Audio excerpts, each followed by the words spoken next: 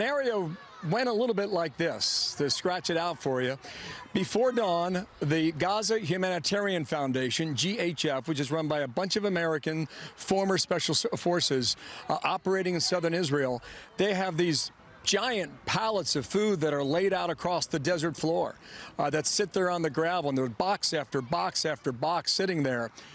We were given a quick tour of that, and then we watched the procedure for how the Palestinians living in that area are able to get in. There are 3 areas where you can enter, one on the left, one on the right, one down the middle.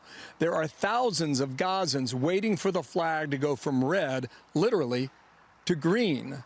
And once that happens at 9 o'clock local time, the green flag goes up and you start to see hundreds at the beginning, hundreds of young men, mostly 12, 14, 16 years old, and then thousands that follow after them. And they go for these boxes that are sitting on these pallets, and they rip them open, and mostly they are looking for items like flour and potatoes. They are very hot commodities inside Gaza today. The supply that was put out lasts about 15 minutes. And after about 15 minutes, it's pretty much spoken for and it's gone. And after about, I would say, 45 to 50 minutes after we arrived, we would start to pack our things up, talk to a number of Palestinians about what they want for their future and how they're getting through their daily lives. And a lot of them told us they're hungry, they don't want Hamas, and they want to find a way to peace yet again.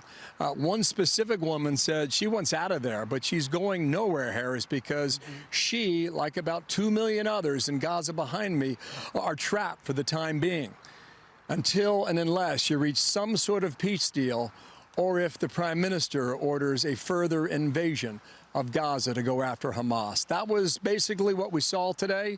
It's the first time we've been able to report this in some time. And the operation we saw today will continue yet again tomorrow and the day after that as the beat goes on. Harris. Look, you know, Bill, it's so interesting to get your fantastic and deep reporting and watch it coincide with what we saw. It's been like 2 or 3 months ago now, but there was a point where people were in the streets trying to push back against Hamas. It was a very small period of time, maybe across a weekend, just a few days. But they knew then that it was hell where they were. Hamas wasn't going to do anything for them. They were setting food pallets on fire and doing things against their own people. And now what you're reporting is so consistent with that. They want the change. The question is, how fast can it come? I mean, there are politics involved, as you just said it. And I don't know, we're dealing with non-humans in Hamas. I don't know what they'll agree to. Well, Hamas is still in control of Gaza, and so long as that is the case, unless they have been uprooted,